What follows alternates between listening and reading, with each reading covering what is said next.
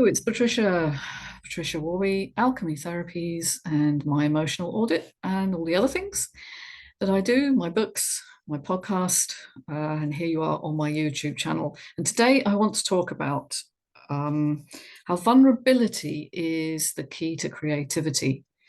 Now, this idea is not mine. It's really from the work of Brene Brown, sort of famous researcher, author in the US, who talks a lot about shame and vulnerability. I've covered a bit on her work before. I'm not going to go over her work today. I'm going to talk about how creativity and vulnerability play out in my life. And I'm going to give you a sort of heads up on what's happening with me and why being even on YouTube is very vulnerable making.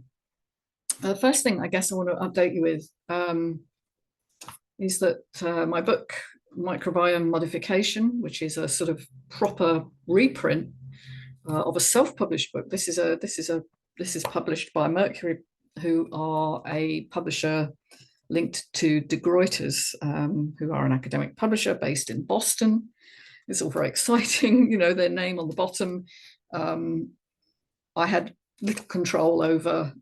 I chose the front picture, but other than that, the layout of how they've described me on the back and table of contents, etc., which is really tiny and difficult to read, but there you go.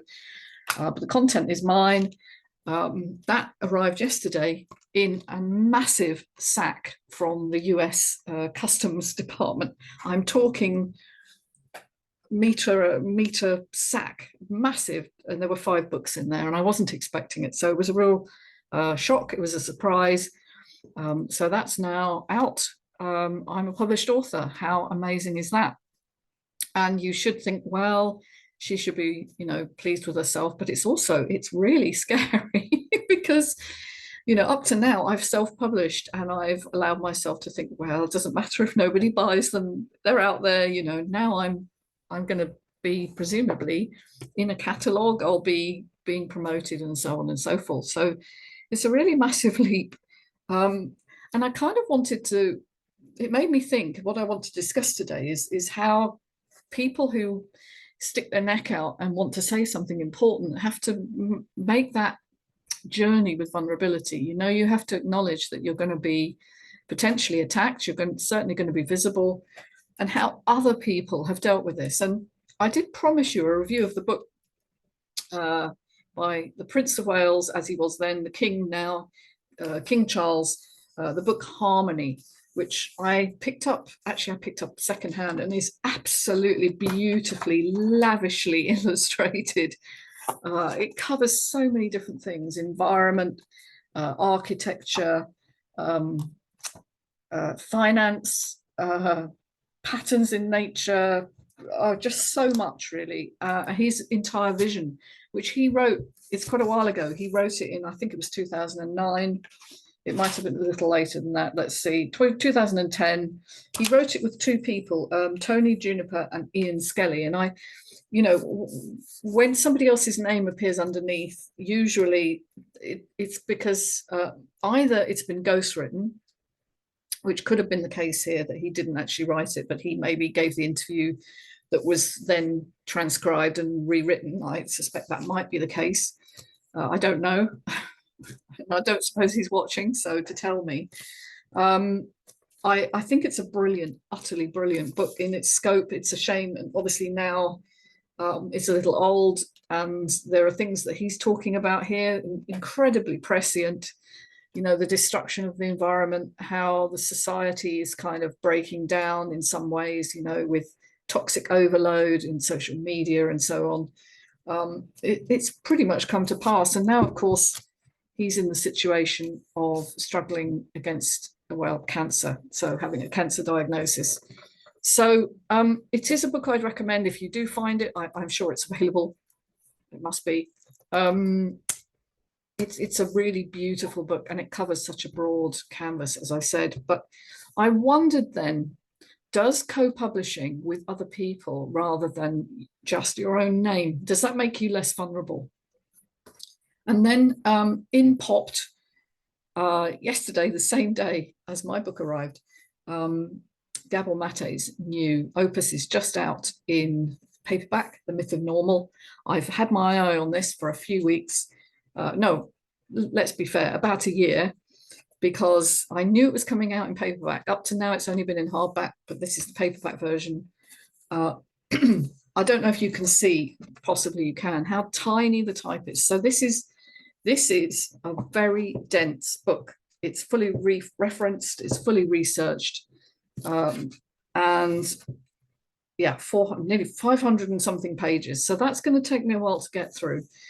I've read many of Gabor's books. I've read When the Body Says No, which was just a fundamental shift for me to understand that the body could read out what the mind could not, and that it creates chronic disease. I mean, it was a groundbreaking book. I like to think my book was a groundbreaking book, but his certainly wasn't. It was read by a lot more people than mine was. So, but I noticed also it's co-written with Daniel, his son, Daniel Mate. And in the introduction, he actually talks about that. And he says, you know, when people have with another name underneath, that usually means it's ghostwritten. But in this case, it isn't. And that they both collaborated. And sometimes they wrote entire chapters each and then sort of checked them over with the other person. Sometimes it was more of a collaborative effort, all told, but it was very much a joint enterprise. And I thought that, you know, had I have had someone to write with, would I have felt less vulnerable writing the books that I have? Because I've now written 7. I've got the 8th one on the go now, which I've mentioned. I'm struggling to find the title, but at the moment it's Emotional Alchemy, but it may change yet again. That this whole act of creation is so difficult when you have a background of believing yourself unworthy. And I know Gabor talks about this. He talks about his history and how when he was young, well, he grew up in Warsaw at the height of the Nazi occupation, and he was given away by his mother for a very short period, for 6 weeks, because it simply wasn't safe for him to stay with her. And he discovered this many years later, and it kind of explained his reactions to things. And he explains very clearly right in chapter 1.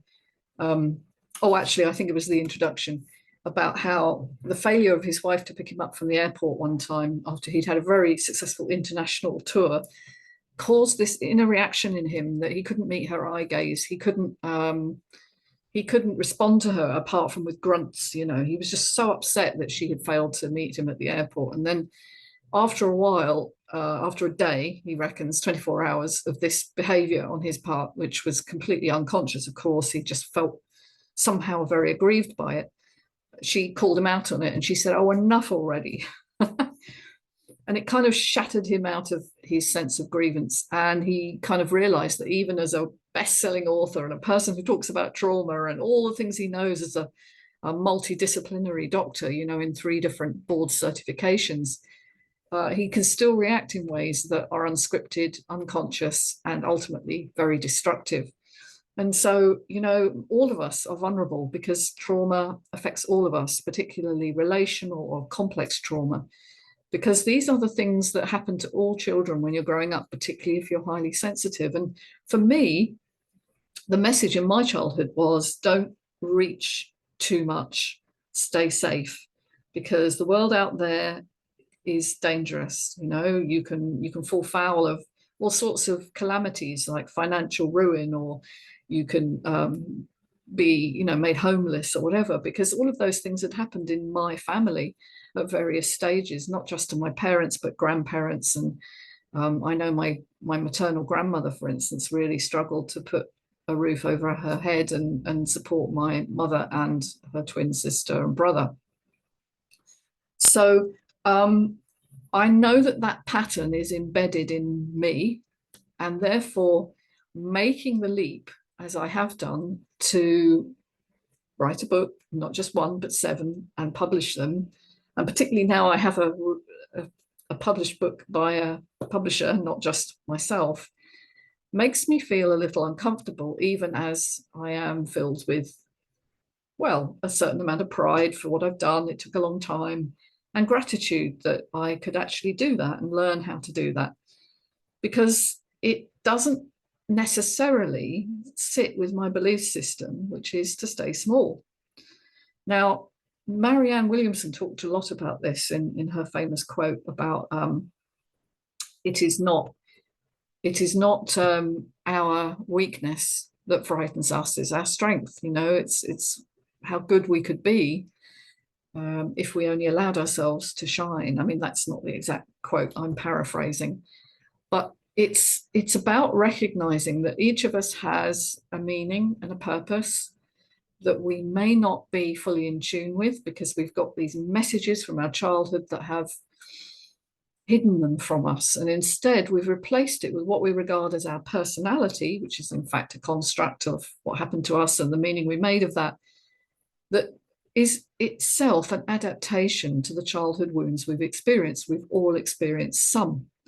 So I might say to myself, which I often did, there's nothing I can't do. All right, that was my construct. Right, even as I was told to stay small and keep safe, my compensation in my logical brain was saying, you know, there's nothing you can't do. You just have to force yourself. You just have to push. You just have to achieve.